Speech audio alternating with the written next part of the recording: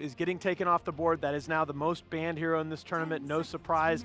Interesting, though, that's been one of the big dividing lines between the Western and Eastern teams at this tournament. The Chinese teams are not touching Wisp. You know, I was thinking about there is a pretty big similarity between these two teams that I feel like both teams are really able to recognize certain timings and like pushing for objectives. Like Alliance are a pushing team. I feel like IG is also one of those teams that they hit a certain timing and then they're just down to go. Like burning or Q or somebody says like this is our time to end the game and they just go do it. So we could see like the kind of like rapid closeout honestly from either side.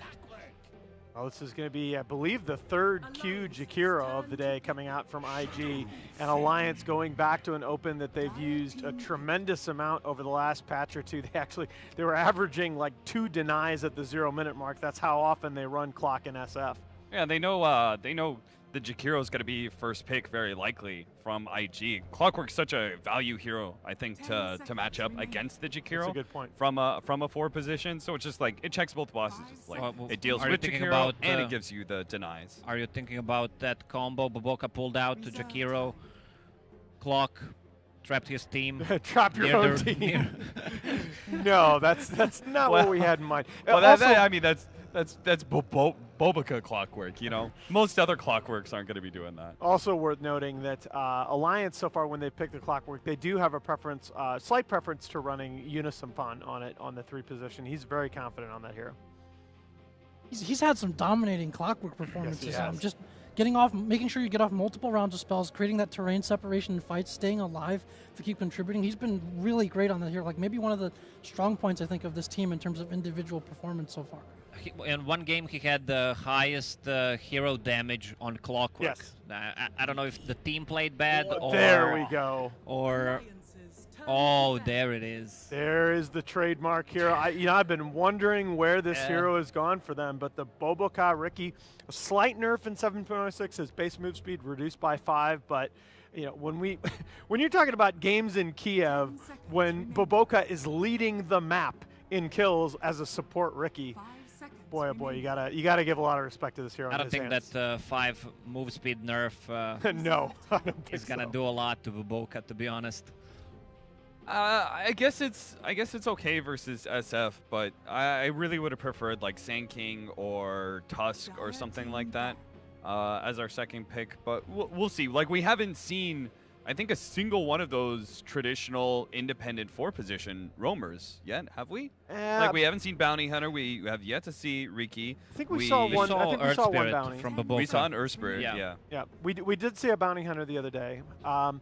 Did we? Oh. Yeah. The thing, Riki, here, this makes me wonder if what Jack was talking about is true. If this is IG, this is a little bit of a test run for them. Obviously, $100,000 on the line. The players are going to take this seriously, but they need to know whether Riki, which has been one of their signature heroes as they've amassed the leading win total in Pro Dota 2 this year, is going to work in this new meta. Well, if they lose this series against Alliance, they can just head home to the team house and just practice, I guess. Yeah, head home to the team house, yeah. 10 minutes away.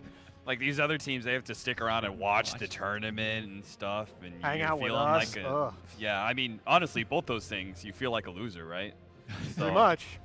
I would like to see Darkseer banned by Alliance. I think Darkseer Riki is one of the more dangerous because I would feel like a lot more comfortable if Riki had a solid impact in an offlane situation rather than the more open question mark about what he can accomplish mid. And it's not banned out. With Darkseer, IG's lineup will look so strong. I mean, you can pull out the Vacuum into Ice Pad combo easily. Just put Ice Pad first and just Vacuum into that. You don't need to time it. SF's a great hero to have the wall on as well. Massive amount of respect paid by IG to the Loda PA as they're banning that with their third. It's not a hero that Alliance picks up that often. But maybe IG, I don't know, thinking about picking up the Troll, and that's where the PA ban is coming in? The PA ban, several things. For one, Alliance do seem to be, although they start off by banning 2 Bulbakai heroes, but they also want to seem to protect their mid Shadow Fiend a little bit. The Queen of Pain ban is a part of that. And also, if you end up running that PA, let's say you run into PA mid, it's a hero that Ricky doesn't necessarily roam as well onto.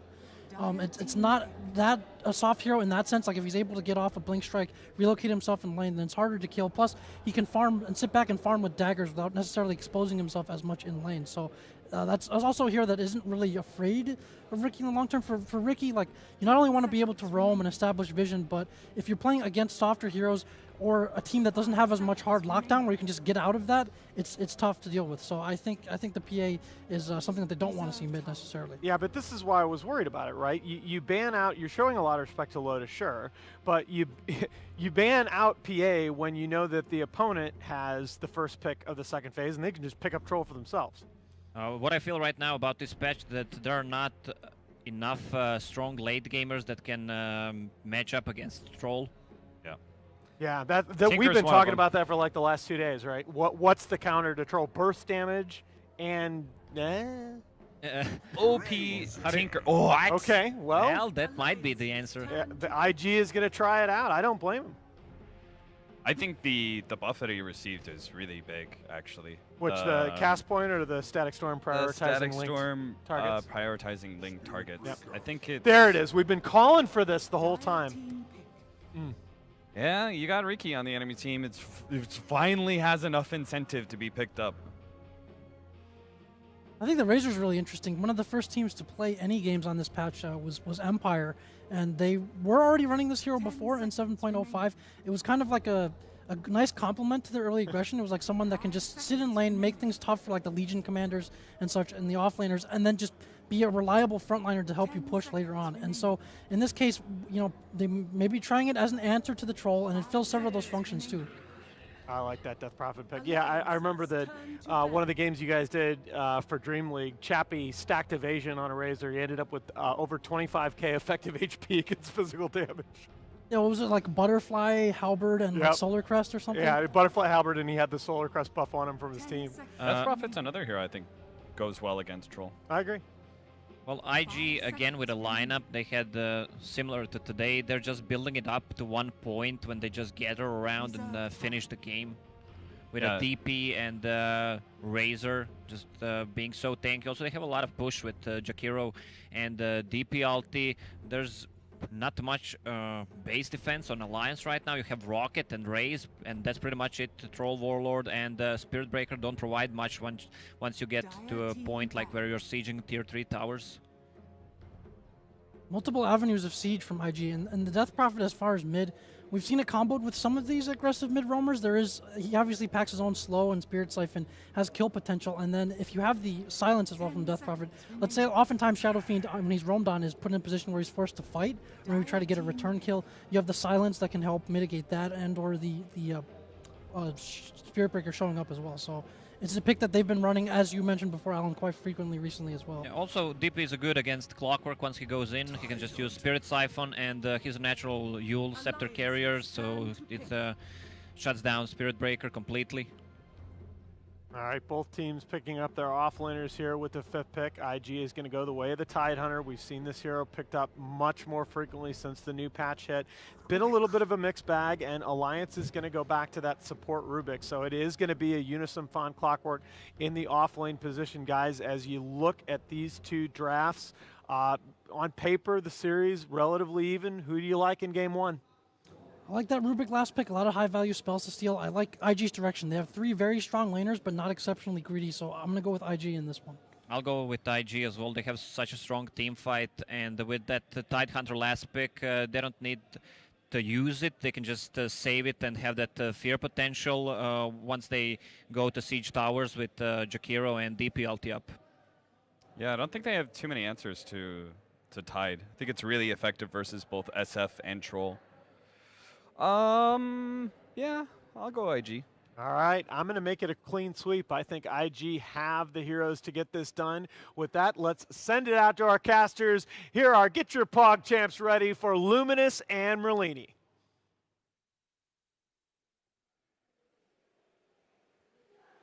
Thank you, Nahaz. Is my mic working? Can you hear me?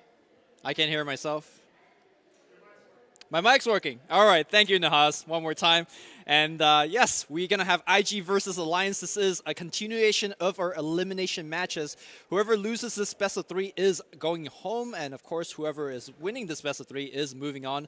I am Luminous, and Merlini is my faithful Asian brother. I was going to call you something rude, but, you know, you're my Asian brother instead. Brothers from another mother. Yeah, sure. And yeah, we're going to have a very nice set ahead of ourselves. We got the draft on the way. It seems like all of our panel things, IG's got the better draft. Would you agree or disagree with that point?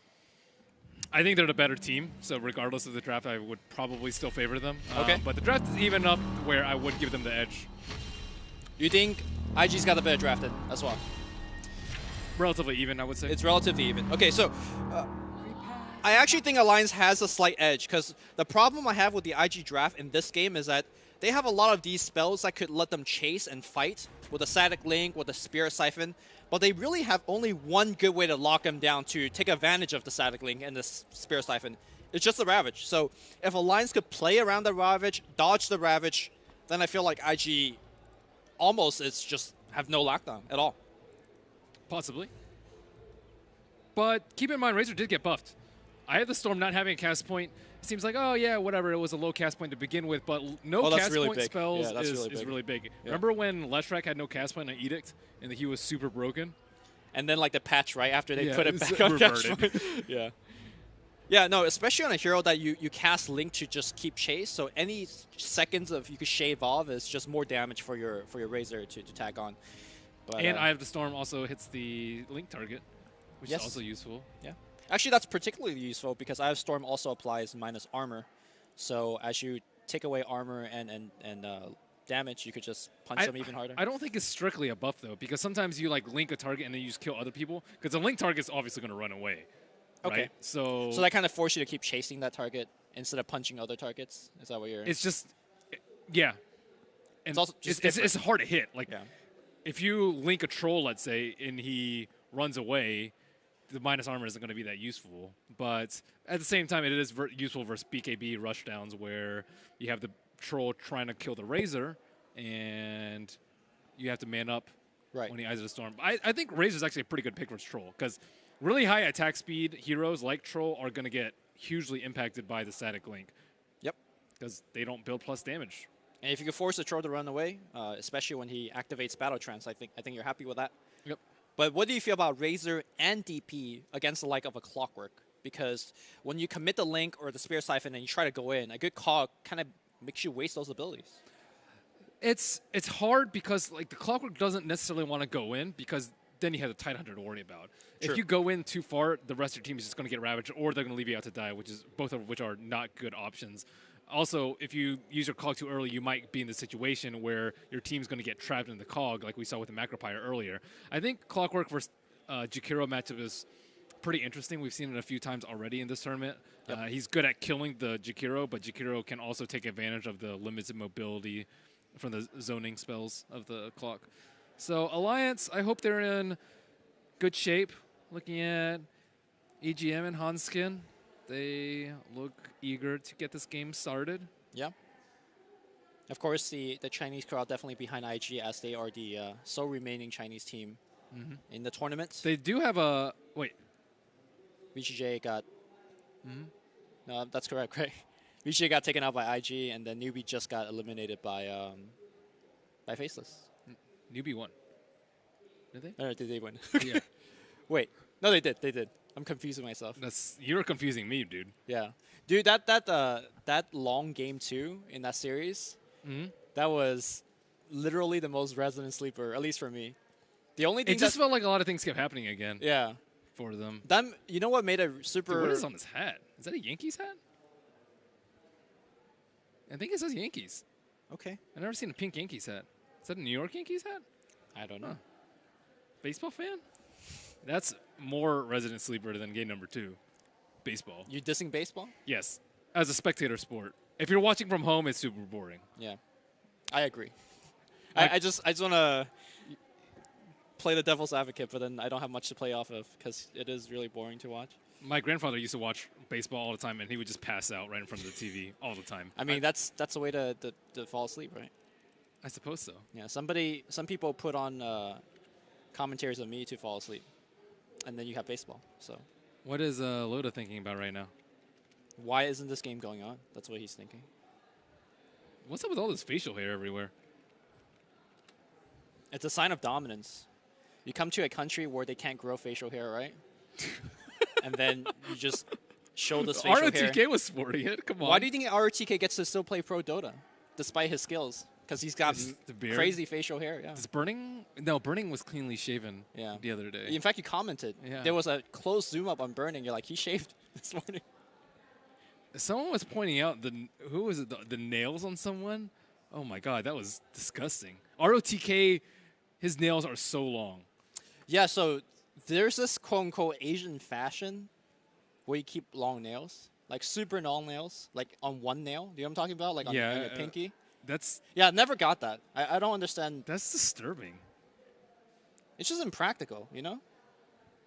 Using your finger and your nail is in someone's face. But what if you need a spoon? Okay, I'm kidding. Oh my god. You know, we don't even know when this break will end or this pause will end. It's so. ending right now, dude. Is it? Yep. All right, thank you. Because the nail spoon is probably as far as we could go with that little thing. So, yeah, a lot of questions to be answered with the Burning Razor.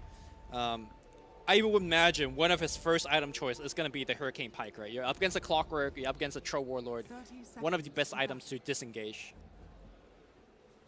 And I guess if you see somebody charging at you or your friend, you could also displace the charge and end the charge. If you want to be a player like that. I'm surprised they picked Rubik last. Rubik's very difficult to play against the Razor because if you try and steal from him, you get slowed. If you try and Fade Bolt him, you get slowed.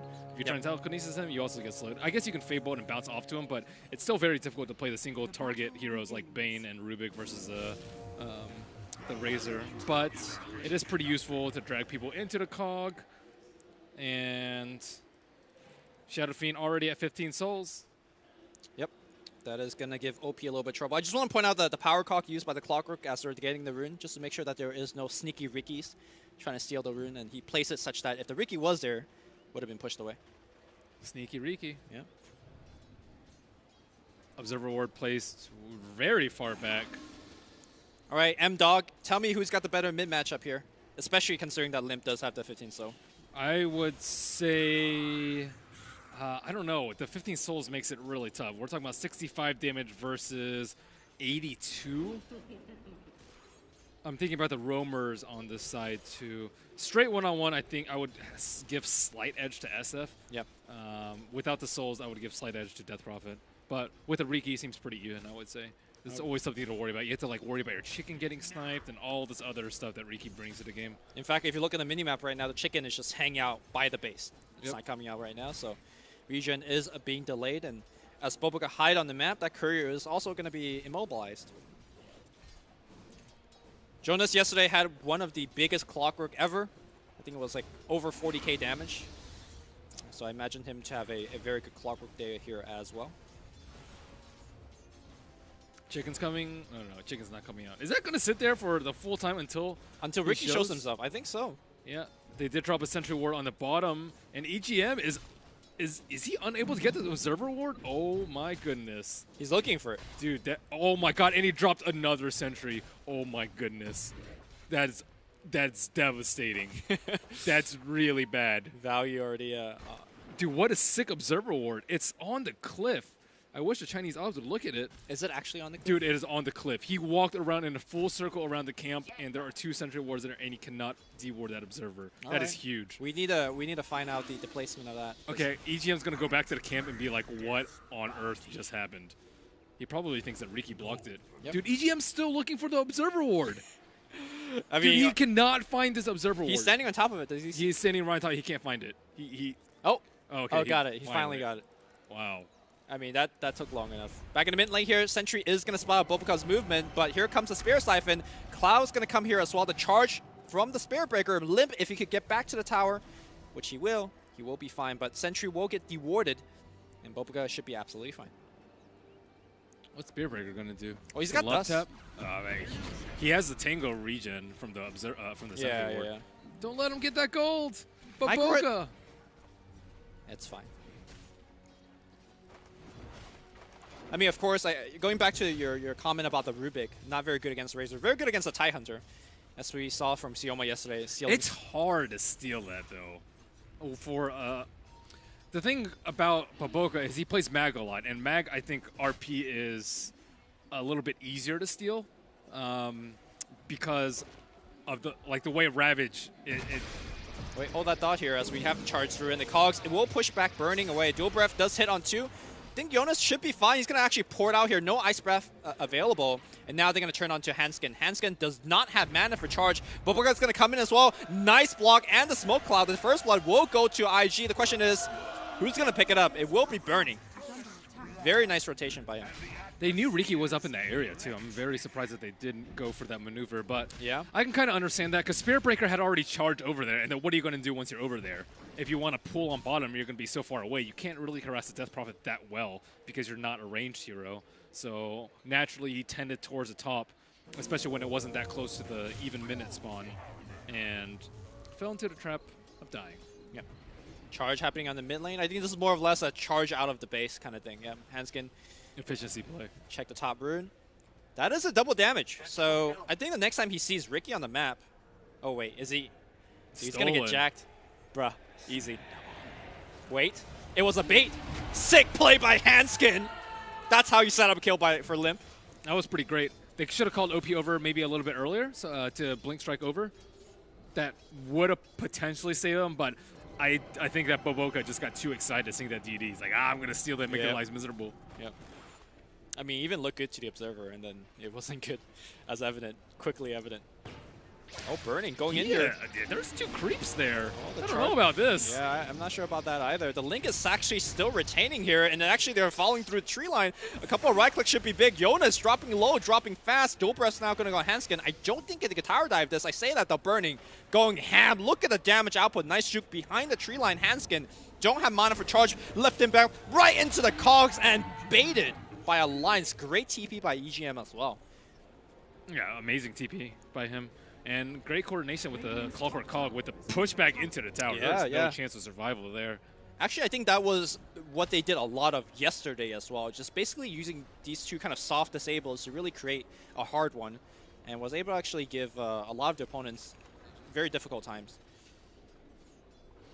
So keep in mind that Spirit Breaker is going to be super poor this game. He's had to buy sentries, buy dust, and they did get that kill, but he still does not have boots yet on his Spirit Breaker.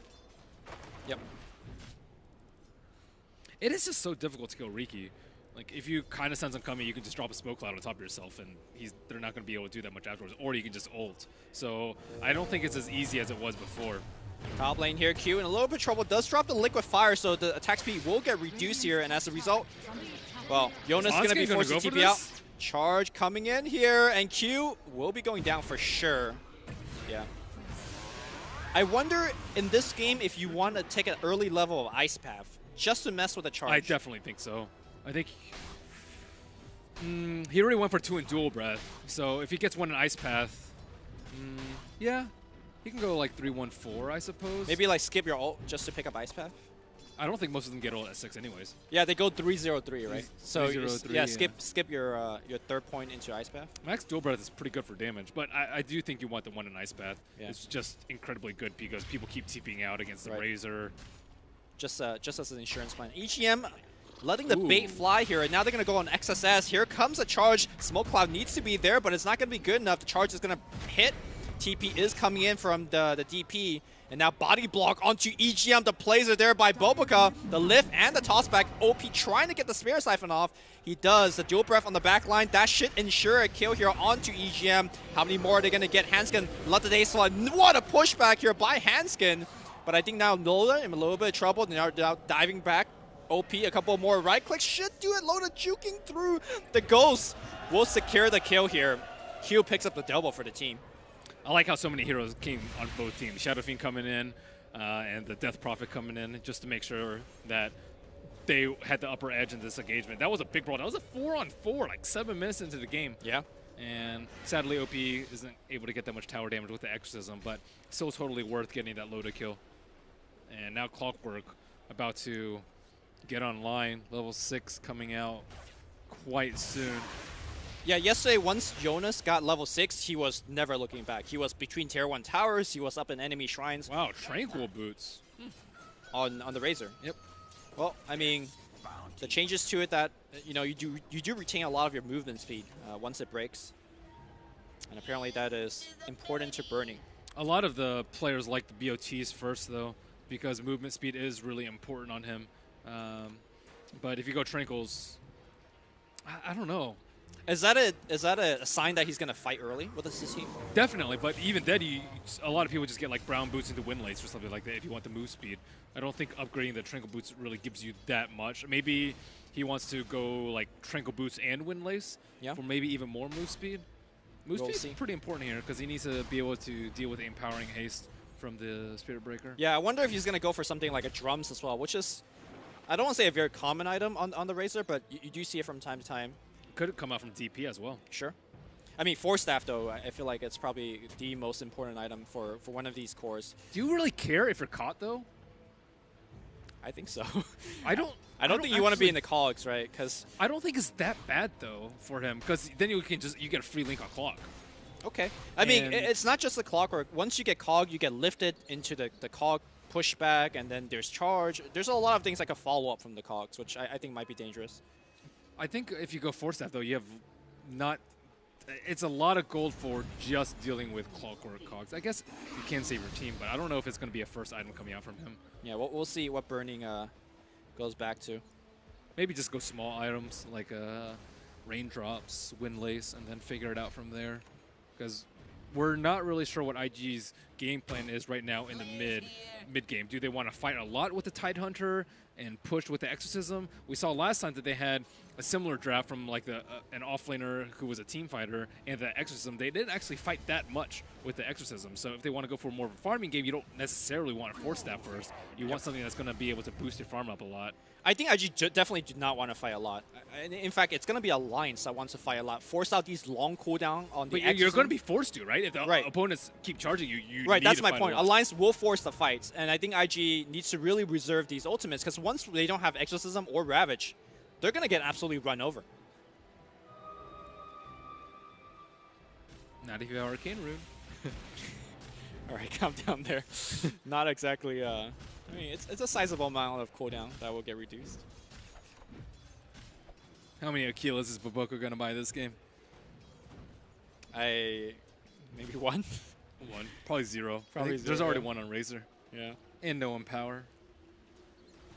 So Yules on Death Prophet, I would say much more important than Force Staff for him this game. Right. But the question of the matter is, Razor going to buy a Force Staff. It looks like his quick buy is going to be a Hand of Midas. Okay. So I think they are going to go back to the farming game plan, as was evident in their last series, and wait for better days. Yeah, I think traditionally against a team like Alliance, they play the game relatively slower compared to most other teams. They do finish the game, average game length, it's like, I think they're the second longest team in competitive Dota, so if you think the game's going to go long, why not get the Midas? Is there a good timing here for Alliance that could punish the Hand of Midas, you think? I don't think so. I think anytime in between the ultimates. I think one thing that they can possibly do is sneak Roche with the Troll and the Shadow Fiend. Okay. They probably would need a Medallion, though, just because I think the timing is quite finicky. And if you're not careful, then Riki can scout you out, or you have to fight into Ravage plus Exorcism, which is something that you definitely don't want to do. So you want to be able to take that thing out as fast as possible. But I don't know who would actually pick up the Medallion, because maybe Spirit Breaker. Yeah, oh, IG will be able to take down a tier 1 really without expending anything. So that's pretty big here for at least the Death Prophet. Hanskin standing over a double damage rune. If he has sight on any hero, that should be an easy kill. Oh, they're already TPing it to set up for top. That's pretty cool. Okay, they are definitely prepared for this situation. Rocket, though, should secure, well, scout out the XSS TP coming in. Tower is going to get denied. The question is, will we have a charge? Hanskin cancel the charge, does not want to fight into the Ravage. Boca scouts out Loda with a DD, and looks like another tower is going to be potentially forced. Not if Q can do anything about it. Crazy thing to support, zoning out a double damage carry. Loda turns around. Clockwork Cook is going to be there. Looks like it's going to be a dead dragon. The Ravage will fly out. I'm not sure about that Ravage. In fact, it's not going to do too much of anything. And now it's going to be a retreat. Nice ultimate from Hanskin. Gets one more kill against IG. Everyone's backing up away from Exorcism, so they bait out Ravage. They bait out Exorcism, and they get 2 kills on top of that. Dude, Loda played that fight so well. He could have gone for the kill on the Jakiro, but he saw the Ravage coming and backed out. He had Battle Trance on and a DD, so all it would have taken is like 2 hits, which would have been like 0.3, 0.4 seconds, but he backed out just in time to dodge the Ravage and save his life. That was really well played. I mean, had the Troll Warlord got hit by the Ravage, maybe it would incentivize the rest of Alliance to come in and help out. And who knew how that team fight is going to go? Maybe IG would have picked up a kill or 2. And it goes back to the earlier point that you mentioned, that they don't have any good stuns aside from Ravage. They can't keep people in place. Right. And the 1 level in Ice Path maybe would have been enough for them to convert on the kills, get some Spirit Siphons up on people. But right now, everything's going Alliance's way. Yeah. I mean, I think the Jakiro was cogged up, so even if he had Ice Path, he was getting battery assaulted, so... And you were mentioning who's going to pick up that medallion? Clockwork.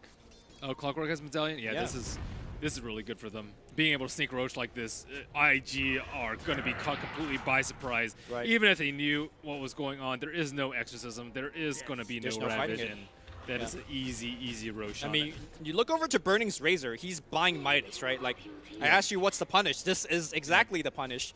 That's why I was so surprised that, you know, XSS was so eager to drop that Ravage, and now Bubblegum walks across the Sentry Ward, gonna get lifted, and oh, just charged and killed. This could be a fast game. Yeah. At this rate.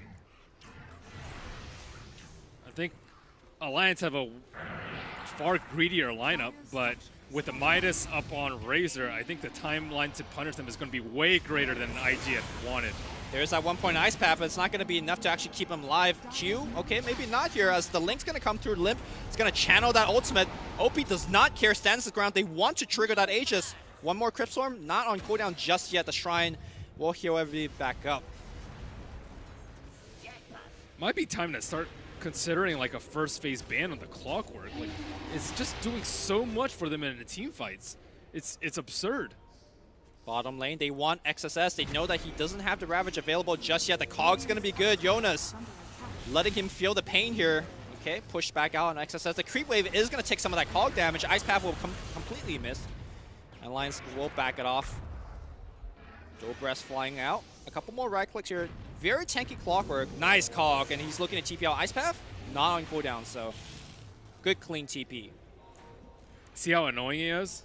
It's just very difficult for them to kill him, and he also zoned them out from the last team fight that they actually wanted to go on. And looks like this T1's going to fall without much defense because they were all busy on bottom. Yeah, and that's another free tower for Alliance. I mean, I think the only silver lining for IG fans out there is that it's a 7-3 kill score. You know, Radiance took Roshan, but the net worth graph shows that it's only a 2,000 deficit for IG, which is not too bad. I think the more important things for IG from this point on to take smarter fights. Make sure that they get their cooldown used and get something out of it. Objective and a 2 kill, you know, something like that. They can't just willy-nilly throw out the Ravage and Exorcism. Because they have uncontested cores, though. Like, the deaths have been... There's only been 1 on Loda. Right. And 2 on the supports. But Shadow Fiend has been completely uncontested, I would say. Maybe a little bit of harass from the Riki early on, but it's looking pretty bad net worth wise. And keep in mind, Razor, like 2/3 of it, or a third of his net worth is made up from the Midas, so he's still not really able to offer that much in the team fights. Well, Ravage is back up, and XSS does have the mech, so I think that's probably one of IG's power peak when it comes to, and that Creep is trolling a TIE Hunter here a little bit. Sometimes it's so hard to stack just because of random interactions like yeah, that. what the hell is the mechanic behind it? I have no clue. It's inconsistent. Yeah, that's the mechanic inconsistency. Oh, man. Seems like Alliance is creeping up here for a smoke or some sort. Do they want to fight into the Aegis? IG look like they are somewhat grouped at the fight, but were they caught under an Observer Ward? I wasn't able to check it out in time. I think they smoked closer to the Shrine than the Observer Ward, though. I think at this point, even if you know they're coming, I'm not sure whether you could take the fight. Boboka will break the smoke from Jonas.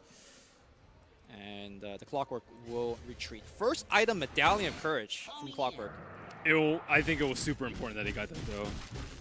All they needed to do was secure Roche. And Medallion is pretty cheap. It's a 4-staff, pretty much in terms of gold. So it's not like he's really sacrificing that much. A Staff of Wizardry in terms of gold. So it's not like a Staff of Wizardry is really going to help him win a team fight, whereas IG having to come within like a 10-second window is much bigger for them in the broader sense of the game. I mean, getting armor and evasion is nice, right? If you look at IG, their physical damage, mostly from Exorcism and the Razor. I don't necessarily know if he wants to upgrade it into a Talisman. I guess if you're sieging, it's really, really good, but the evasion doesn't necessarily help. Actually, the evasion is pretty good here, too. Take that back. Solar Crest is really good. Yeah. So first item BKB here from Burning. I think that's actually a sign of respect of what he fears from Alliance, right? Like it's very threatening. It allows him to just run at the troll and run at the Shadow Fiend without a care in the world. I guess he still has to respect the Greater Bash and the Nether Strike. Do you think this is a good game for Disarm if you're the Razor, like down the line here? Ooh. I mean, against Troll, Shadow Fiend. Yeah, I think you have to. I think because sometimes you have a big problem if you're a Razor, you don't live long enough to drain all the damage. Right. And the only way you survive is if you drain damage, but you can't survive. So I think that's okay. He's not going to have that much mobility around the fights, though. He has to deal with Cog. He has to deal with like the Bash. He has to deal with like these hard-hitting ranged heroes, too. So I don't think this is necessarily the best Razor game from them, but I do like how they are exploring other options to deal with the Troll that's been a menace in Starladder. Okay, we're going to see a little bit of siege on the mid-tier 1. It won't go down without much of a fight here, and I feel like if IG could retain on their 2 big ultimates when it comes to cooldown and just like slowly chip away when it comes to these towers, they'll be okay to kind of scale into the mid and late game. Definitely so. I think they're doing a good job of keeping the net worth pretty even, though. Right. The Alliance were doing 2K pretty well. up. Yeah, they were 2K up, and they had Roche. But aside from that, IG's actually been able to close the gap because of the Ancient farming, the efficient play from XSS, and the Midas from Burning that has, I would say, already kicked in. And I'm not even sure whether this Shadow Fiend could even use that Aegis, like, to take any objective. I would say not. So. Yeah, and he's going for a BKB, so he's prime static link target. The last thing you want to do when you have BKB is run away and not do any damage. But versus static link, it's just kind of imperative that you do, because you don't want to be sitting at negative damage.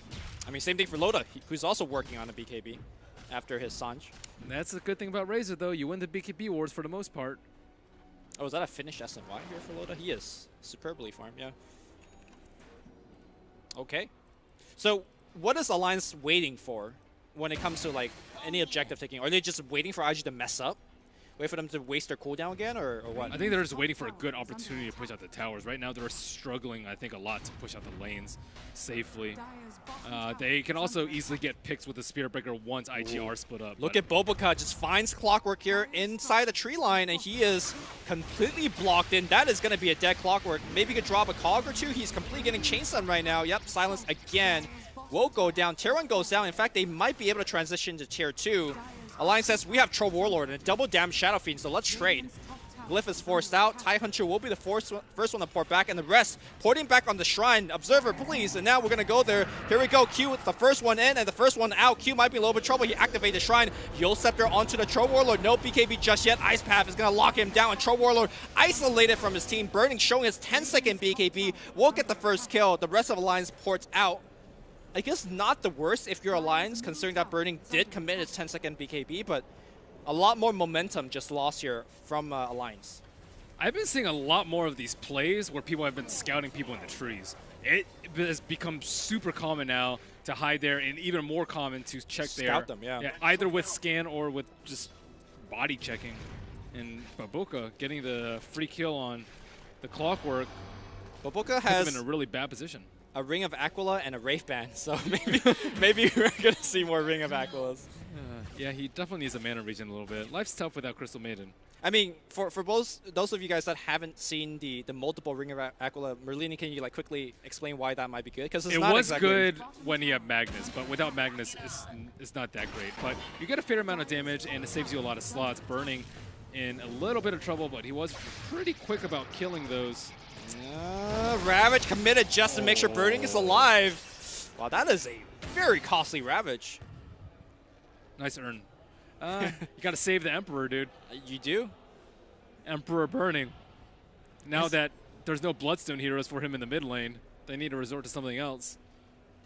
Wait, remember, dude, last tournament, OP sacrifices life to heal Burning. Yeah. I probably said like 10 times throughout the tournament. We saw maybe once. More. We saw once today here as well. Jabs healing Black, suiciding Tinker for his Trode as well. So, I mean, I think the Chinese joke was that Burning had a button to activate OP's Bloodstone. I mean, that's what Jack told me. Yeah. Well, Alliance going on to tier 2 here. And you can see Alliance just coming to live as soon as that Ravage is on cooldown. But unfortunately, they're not really able to get too much out of it. Exorcism is almost up. They have to be a little bit careful. Yeah. And they don't have the BKB on Tro. That's probably even more important. That death near the Shrine set him back so much. He was really close to getting his BKB. But now he's neck and neck with Razor and net worth, and still 2,000 gold shy of the BKB, of the big yellow. Okay, I believe you were mentioning that you think Alliance had the better late game, or was it the Dire that you thought had the better late game? Talk about the scaling of both sides.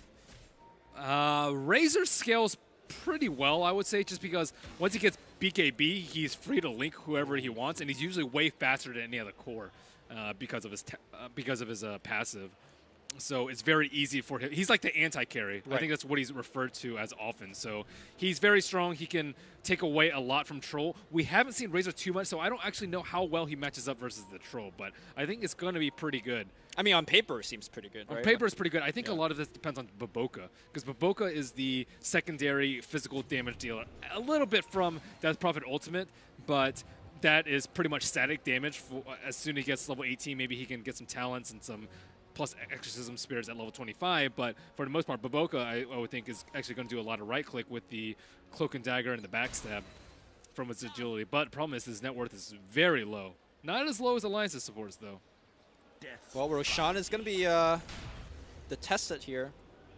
Pretty dangerous to go into the Roshan, if you ask me. There's Rocket, there's Clockwork Hook.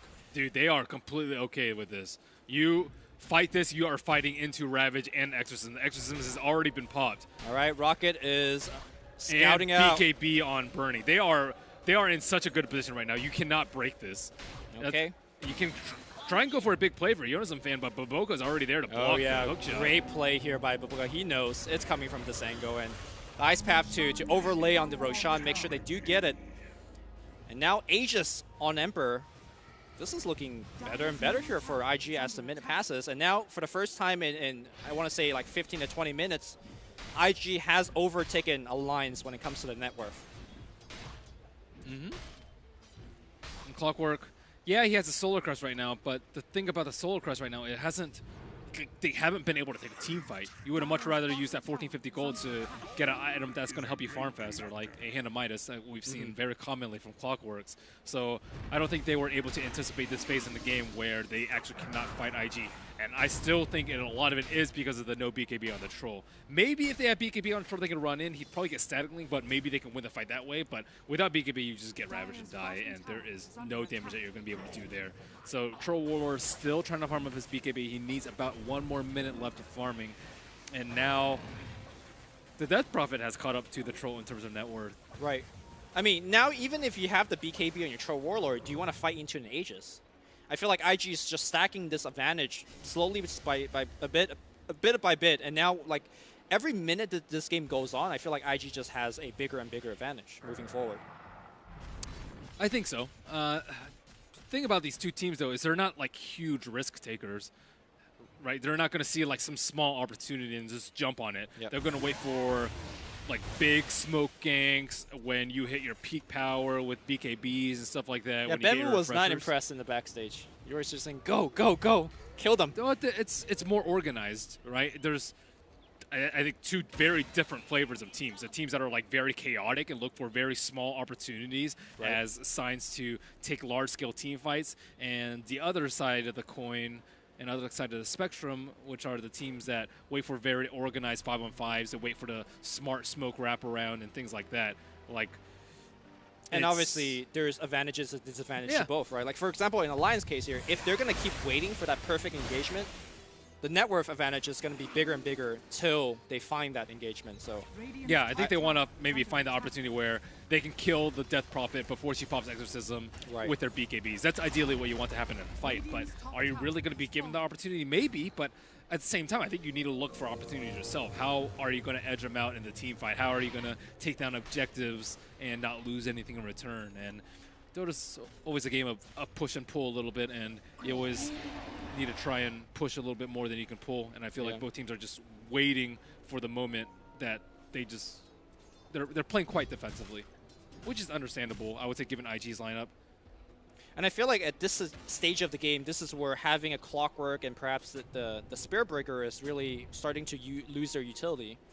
I mean, they're still decent in the fight in terms of the lockdown they provide, but when there aren't any kills happening, when both sides are just looking to farm, those are not really the hero that will, take advantage of the massive farm. In fact, it's going to be IG that is sieging into the tier 2. They will not commit Exorcism. They will just liquid fire this tower, and they say, hey, Alliance, you want to come defend? If not, we'll just take this for free and move on with our lives. That is a lot of items up on Tidehunter. Blink, Force, Mech. My goodness, he's farmed. I wasn't really checking his net worth, but he is number 5, very close to every single other core, minus the Clockwork. Clockwork is going for Blade Mail. I don't think Blade Mail is particularly effective versus their lineup. Yeah, Exorcism isn't really controllable damage, but every single Death Prophet builds Yule Scepter, and if you're taking a lot of damage from Blade Mail, you can just Yule Scepter yourself while having Spirit Siphon out, and you're not going to be able to kill people with it. So I think the Blade Mail is like really good against heroes that can't control their damage and can't heal up from it, but Death Prophet can heal up quite easily. I mean, Death Prophet, Razor as well, who's... Yeah, Razor can just not attack. Well, I mean, his ultimate is going off, Yeah, especially if that's not bursty, though. That's true, and he will never link the Clockwork, I don't think. You can. If he's in first, you take free damage when you get free damage. Sure. And also, Blade Mail, I gotta say, it's okay at least against the Macro Pyre, so I think it's an item that's very good on paper, at least, in this game. Yeah, I think it's way better versus like bursty sorts of damage, like Macropyre, Eye of the Storm. It's all spells that take a lot of time to do a lot of damage.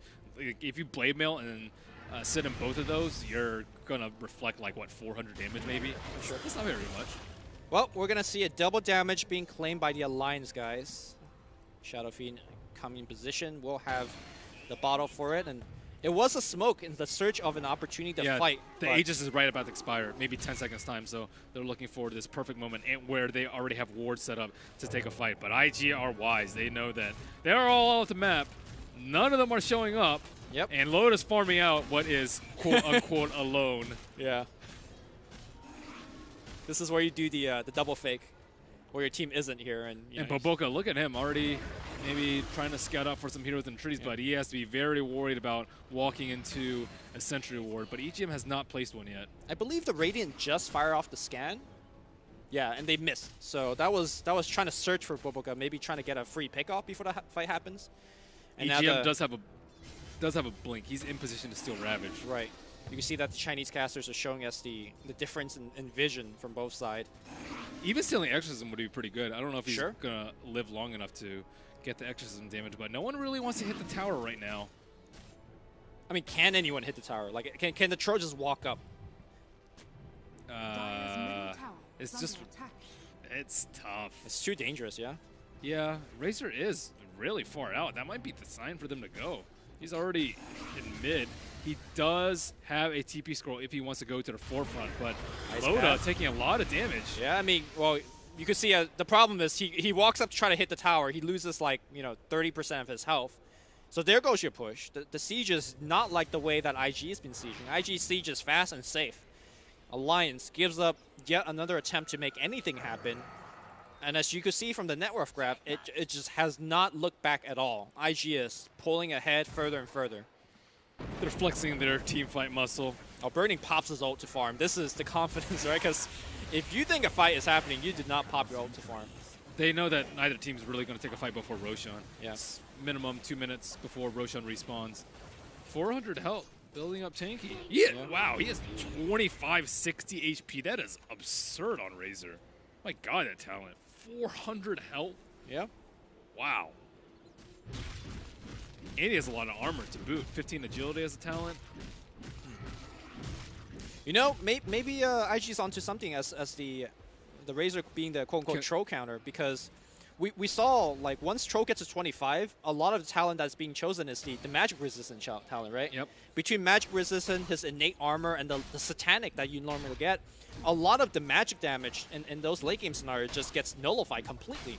So IG in this game, going for much more of a physical damage way to tackle the troll, maybe this is the way. And also, trolls have been building a pretty set item build.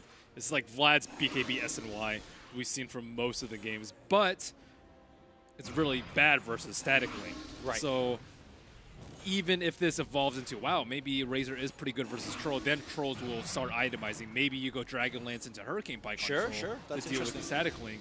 Or maybe, I don't really know what else you get to deal with Static Link. I mean, usually it's just Hurricane Pike, but you might have to start getting that very early on in your build. We've been seeing some Shadow Blades for like more of a pick-off troll. I guess extra Shadow movement Blade's speed. not that great because Static Link will still track True, you down. true. And Razor's one of the fastest hitters in the game. Oh, he'll keep up with your Yep. with your extra movement speed still. Well, the rest of IG will be going to the bottom side of the map, and Alliance is making no defense whatsoever. Yeah, just free towers. Yeah, Giving up. the best kind of towers. Best kind. That's the kind with the most value. And Baboka is starting to get a lot of damage. He is going to go for the Basher next after the Diffusal Blade. So, well, if you can't build Monkey King with Basher, Tricks of the trade. Tricks of the trade is great versus these BKB heroes who just Sure. want to sit there and attack. So I think this item build coming out from Ricky is phenomenal. And look over to XSS. He's closing in on that refresher as well. So Yeah, this is looking more and more grim for Alliance. Yeah. BKBs are, they're just still relatively healthy, I would say. But yeah, but you have to worry about later game. Like, let's say the next 20 minutes goes par for Alliance, then they're going to have 5-second BKBs dealing with a refresher Tidehunter. Right. That's not good. That's not a situation that you want to be in at all. both And teams. Octarine's already up on Death Prophet, so their window in between ultimates is very slim. I wonder if they're going to try to jump Troll. Troll does actually have the Shadow Blade. Trying to give himself. In fact, he's just going to walk into the pit here. Perhaps baiting IG to take a fight. They are taking down the Roshan extremely quickly. It is going to be a free one here for Alliance. That's Solar Crest. Yeah. The first thing that have gone well in a long time for Alliance. Now Shadow Fiend did go for the MKB first item. Okay. After Ooh, they're going to find themselves Hanskin. Hanskin immediately melted OP moving forward. He can use the Yules. In fact, he will. Setting things up here for the rest of the team. BKB on load up, but he gets linked up. Shadow Blade trying to get away from Burning, but Burning, like you said, keeping up the force that forward, draining all of Loda's damage. In fact, Burning maybe could ride the momentum a bit and hit the building. No. the creep wave is pretty far away, but it does seem like Razor is a pretty good counter Yeah. to Troll. He even went for the damage talent, but even with the damage talent, he's sitting at 41 damage. That is pathetic. Yeah. Just don't get max linked. I think they need more force steps on Alliance's side just Yeah. to deal with this. They only have one right now, I believe. You know, I really like your suggestion of the Hurricane Pike on even Loda. Like, yeah, I think he might need it. It also helps with his tower siege. It's not a terrible item on Troll, Sure. but I think it's even against Death Prophet too. Breaking the Spirit Siphon is pretty important in the fights. Getting out of Smoke Cloud is also very important. So, thing is, people aren't used to playing against Razor nowadays. Razor has just been forgotten for quite a few patches now. Yeah. I don't even know when's the last time I've seen a Razor. But right now, Burning is making it work. It is 7-6 here, one of the most action-packed game I've seen in a while. And both teams going hard on the creeps. That 1 minute respawn timer on all the neutral camps, pretty good stuff. Got to practice your farming, dude. What a time to be alive right now. Not for neutrals. Oh, man. Not for neutrals. All right, here comes a tier 2 siege up top here, and I don't think IG is interested to fight this one, considering that Aegis is still available on Limp. MKB here for Limp. I guess he's mostly looking to tackle Solar Cresses from the other side, or am I missing something? Yeah, deal with Solar Smoke Cloud. Crest, Smoke Cloud. Yeah, Smoke Cloud. Potential Butterfly from Razor. It's a pretty common build from him, but it looks like he is going to go for Armor, which I think is way wiser than a Butterfly this game. So Razor does continue to scale pretty well, even past 25. You mentioned like the scaling versus scaling, but I think he's even more of an anti-carry right now because of his level 25 talent, plus Right. 14 static damage. What is the other option? Plus 175 attack range. I think you Okay. definitely take the drain here, Right. because your main goal is to limit the He's troll's picked output. to be a counter carry, right? So Yes. yeah, he's not looking And to. he should be played like one, I think, in this game. Right. You're not going to be right-clicking that much. You're just here to make the troll useless while doing some damage in the meantime. Right. Well, When you do right click, you're just finishing the fight in your advantage. That's yeah, kind of the goal. Or for if Razor. someone just is standing too close to you. Right. So Silver Edge on Troll.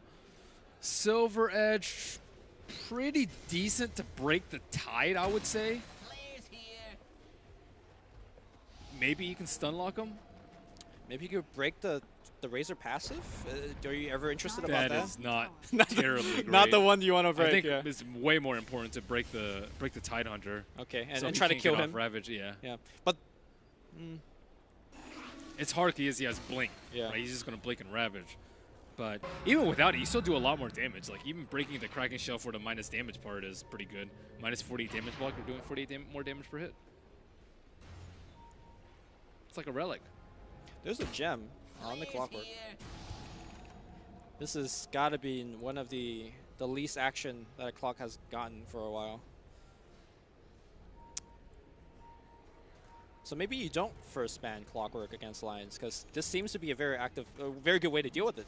Just slow down the game. The early game would have been a lot better, though, had the Clock not been in the game. I think they would have been able to push a lot more towers and a lot more swiftly.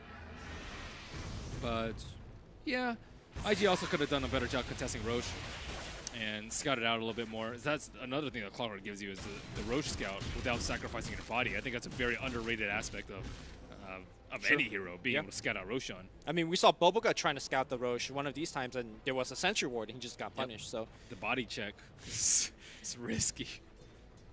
That casual Mango from XSS, Okay. preparing for that refresher play. So Burning's going for Aghanim Scepter, which is not an item we've seen in a while, but that's some building damage if you're interested. A lot more minus armor as well as lightning strikes, and of course, I think it's very really good tanky as for well. drawn out fights. Yeah. I think the fights are going to be pretty long for both of these teams. There's no way for Alliance to just completely eliminate a hero. I guess maybe if you get a Rekko in a hero, but with BKBs it's very unlikely. And with the way that Razor's built with mass HP and armor, he's not going to die very quickly at all. So he can get a lot of mileage out of his Eye of the Storm, and it will help for sieging, as you mentioned. Yep. Boboka up in front with the Haste Rune. Now, as we were painting the picture of this game, it does feel like IG does have the kind of the fighting advantage when it comes to 5v5, but will there be a scenario where the fight goes so long that you outlast the Eye of the Storm, you outlast the Exorcism? Like, can Alliance position themselves in such a way to draw that kind of fight? With Force Stabs, I think they can. If you just mass Force Stab out of the fight, there's not really a good way for IG to catch you. Apart from the Ravages. Yeah. If you somehow could dodge or survive those Ravages, maybe activate your BKB in a good time. But Yeah, or force that people out from the BKB or from the Ravage, or spell steal it, let's say. But yeah, it's going to be a tall order, I would say, to deal with the Ravage in that regard. So Tidehunter, what about his talents? He has not gotten to 25 yet, but he is on the way. His level 15 talent, he got 35% XP gain, so he is looking to get that. I would say 20% cooldown reduction is way better than Gush armor. And it's usually the talent of choice for Tidehunter. Interestingly, Ice earlier today, he took the 6 mana regen. 6 mana regen is important, especially when you're spamming Gush like that. Yeah, he was gushing out nonstop. And I was actually, hold that thought here, because we might have a big fight breaking out into the Shrine of Alliance. This is Kalki. Will it work out? Boboka, first one here in there. Blade Mail activated on Hanskin. Nice Ice Path here. He was looking to charge out here. The silence on top of Hanskin. Hanskin, the first one to go down. It's going to be a 5v4, and IG did not expend any big ultimates for that one at all. So the smokes have been very systematic from both teams. You wait for the Aegis to expire or right after it expires, or you wait for right before Roshan spawns, and then you go for a big play. And Alliance did have to use their Shrine at that particular moment, even though it didn't really do anything for the Spirit Breaker. And Spirit Breaker, not a crucial point of Alliance's lineup right now. He's more so there for scouting and maybe disabling people through BKB for a little bit, but his net worth is so incredibly low right now that it's not terribly important that he stays alive for Alliance. Maybe Empowering Haze has some utility when it comes to movement speed for your team, but I think it might not be, doesn't matter if you're Empowering Haze if your whole team's ravaged. Ooh, Loda running forward. That was a little weird. I guess that is really 2 ships at the night. So he's going for Linken's. Linken's does not block Static Link.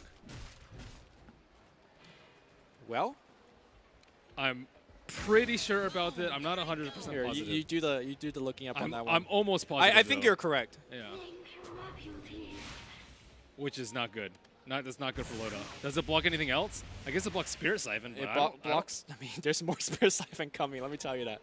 Yeah. It's not looking good for them.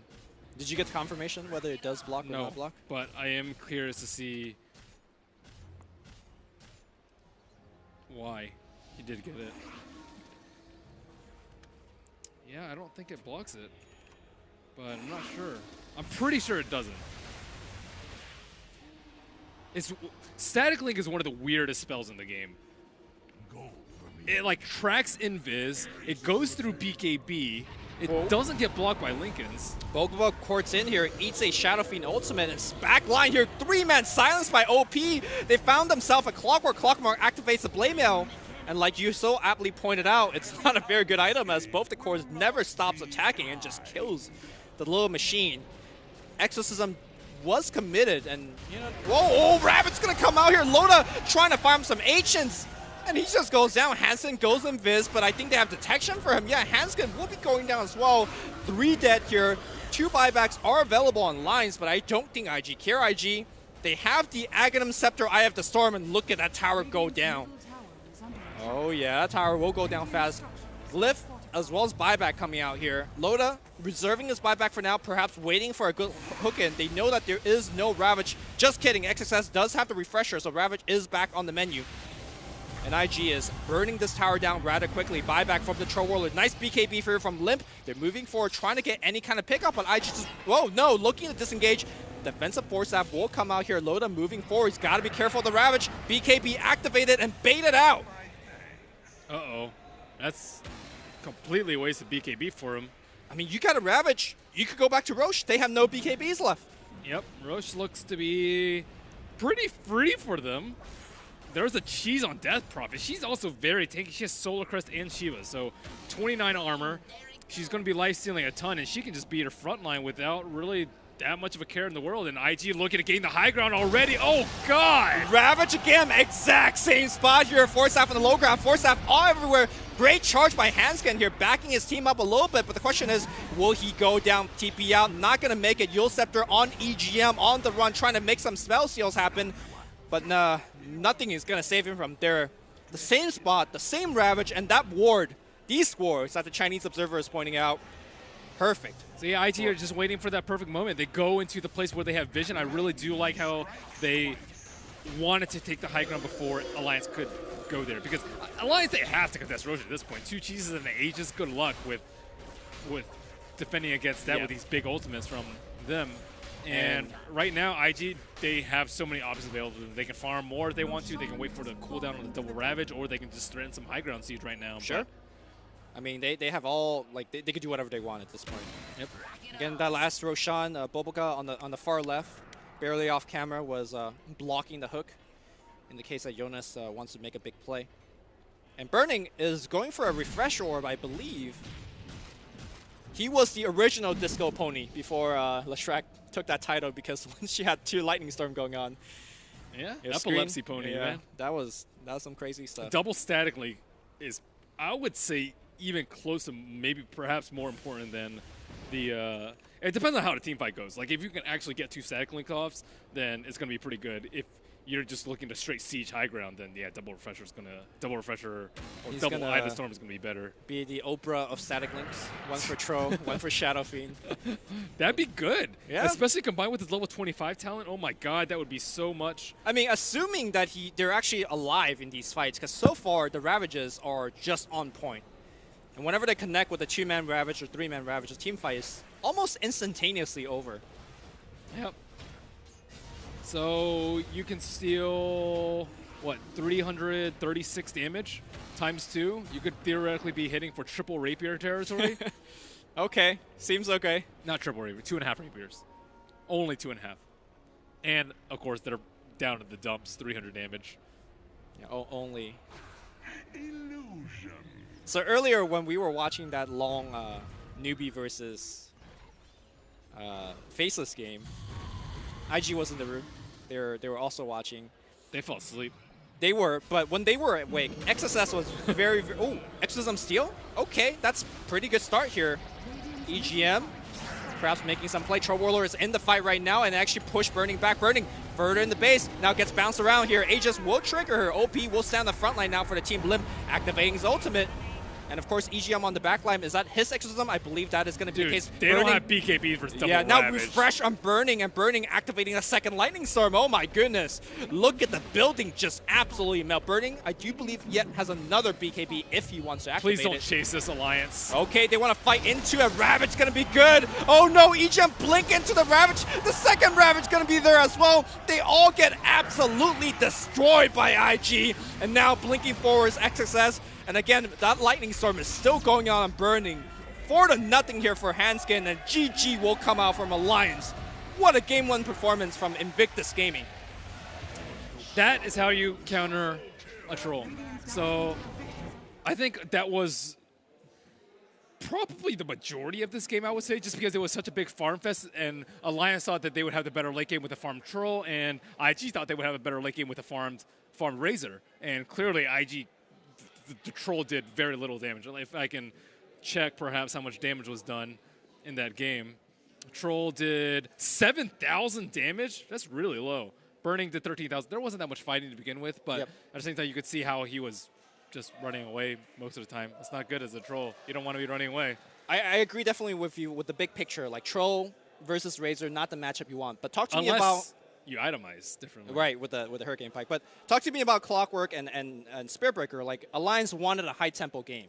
Yeah. Was it IG just playing well, dodging all the fights? Like, just, we have Ravage. You can't come into us. Yeah, I think they had to play a lot earlier and faster because they did get the first Roche, but then if you wait too long, IG are just going to have these refreshments, these like huge team fight ultimates. Spiritbreaker and Clockwork are both awful at team fighting. You're dealing Right. with like Death Prophet and They just want to Tidehunter. pick off people, but there was never anybody to like pick off. they want to deal with Baboka. Baboka wasn't the issue. Yeah. Well, the panel definitely made the prediction that IG was going to take the victory. They are correct, so let me send it back to the panel so they could stretch their EP in a little bit, talking about why they're always correct. Back to you guys, Nahas.